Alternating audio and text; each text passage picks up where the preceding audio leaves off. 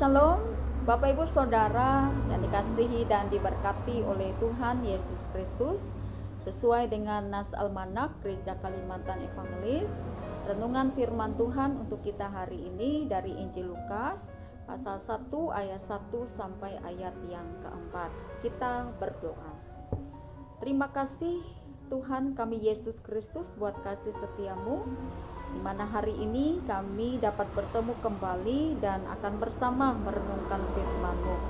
Ya Tuhan, tolong sertai dan berkati kehidupan kami sepanjang hari ini. Nyatakan roh hikmat kepada kami, sehingga kami boleh arif dan bijaksana dalam menjalani kehidupan kami, bahkan seturut dengan kehendak-Mu. Hidup kami tidak hanya bermanfaat untuk diri kami sendiri, tetapi juga bagi orang banyak, bahkan juga boleh mendatangkan hormat bagi nama Tuhan Yesus. Terima kasih, diberkati rumah tangga, pekerjaan, tugas, dan tanggung jawab kami sepanjang hari ini. Dalam nama Yesus Tuhan kami telah berdoa. Amin. Lukas pasal 1 ayat 1 sampai ayat yang keempat, demikian bunyi firman Tuhan. Pendahuluan.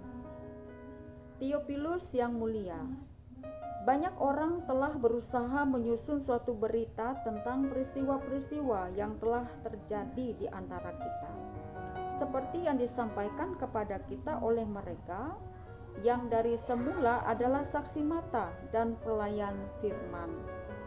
Karena itu, setelah aku menyelidiki segala peristiwa itu dengan seksama dari asal mulanya, aku mengambil keputusan untuk membukukannya dengan teratur bagimu, supaya engkau dapat mengetahui bahwa segala sesuatu yang diajarkan kepadamu sungguh benar. Amin. Bapak Ibu Saudara yang dikasihi dan diberkati oleh Tuhan Yesus Kristus, seperti nama Injil ini, Injil Lukas. Injil ini ditulis oleh Lukas, namun bukan Lukas dari 12 Rasul Yesus, tetapi Lukas seorang tabib, yaitu pekerjaannya mengobati orang sakit dengan metode atau cara tradisional, atau akrab kita kenal dengan cara herbal. Bapak Ibu yang terkasih dalam Tuhan Yesus Kristus, tentu kita pernah mendengar yang namanya Perhimpunan Dokter Herbal Medik Indonesia, disingkat dengan PDHMI, di mana perhimpunan ini adalah suatu perhimpunan para dokter di mana concern mereka itu di bidang herbal. Nah, Bapak Ibu Saudara, selain para dokter ini mempunyai kecerdasan yang sangat tinggi, tentunya para dokter ini adalah orang yang sangat teliti dan penuh kehati-hatian sekali. Nah, Bapak Ibu, langkah-langkah inilah juga yang diambil oleh Lukas ketika ia menulis, menyusun lalu membukukan Injil Lukas ini. Memang di dalamnya juga pasti ada peran dari kuasa Roh Kudus atau roh ilahi daripada Allah Bapa kita di surga. Nah, Bapak Ibu Saudara yang dikasihi dan diberkati oleh Tuhan Yesus Kristus, Injil Lukas bertujuan dari Injil yang ditulisnya ini agar bermanfaat bagi orang banyak, di mana awalnya Injil ini ditujukan untuk kalangan atas seperti sapaan kepada Theophilus yang mulia.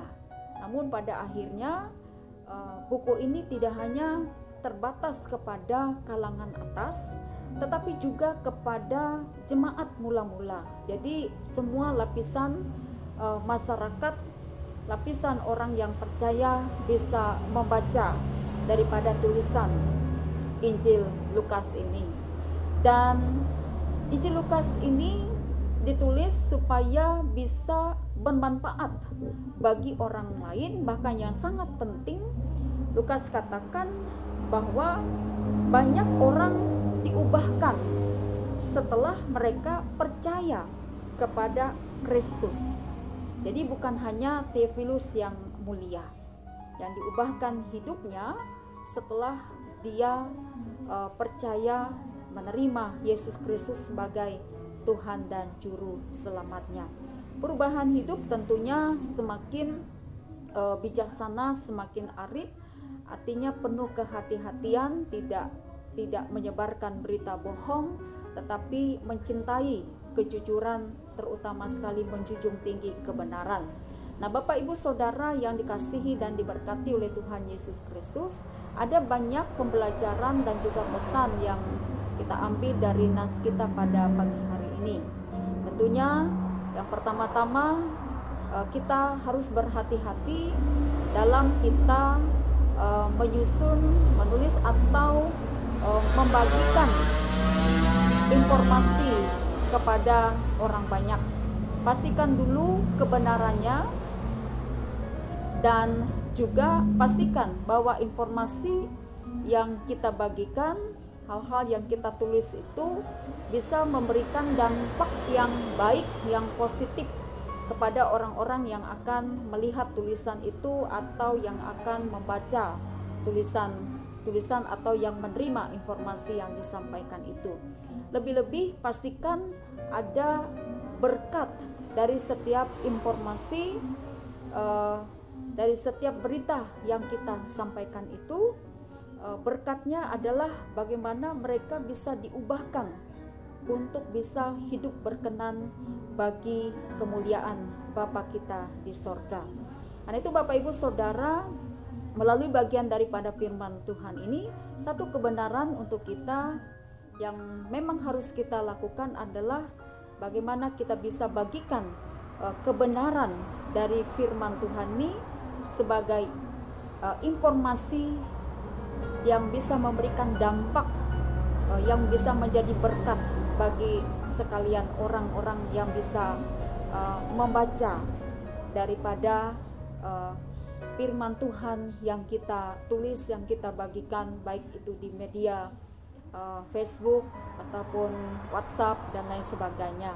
Nah, Bapak Ibu Saudara yang dikasihi dan diberkati oleh Tuhan kita Yesus Kristus, kiranya melalui bagian daripada firman Tuhan ini, apapun profesi dan pekerjaan kita, tentu tidak menghalangi dan membatasi kita untuk juga ikut terlibat di dalam pemberitaan Injil firman Tuhan.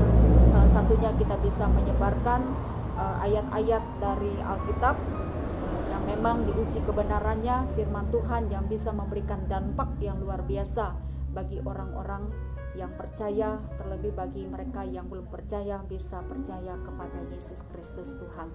Kiranya melalui bagian firman Tuhan ini kita senantiasa boleh menjadi berkat bagi orang banyak. Hidup kita boleh mendatangkan pujian hormat bagi kemuliaan nama Tuhan Yesus Kristus. Selamat pagi, shalom, Tuhan Yesus memberkati kita sekalian.